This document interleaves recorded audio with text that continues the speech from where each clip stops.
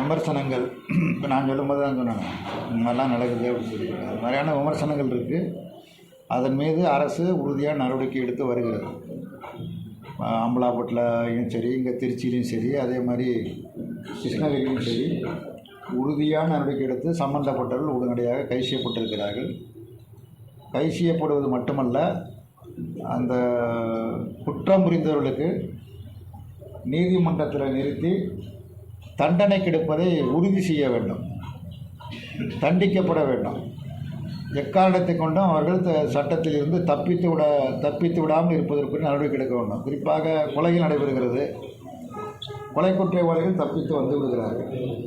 போதுமான அளவுக்கு சாட்சியங்கள் இல்லை என்று தப்பித்து வந்து விடுவார்கள். என்னுடைய விளைவு என்ன அப்படின்னா பாதிக்கப்பட்டவர்கள் பரிகாரம் தேட விரும்புகிறார்கள். கொலைக்கு மறுகொலை என்று போய்கொண்டு இருக்கிறது.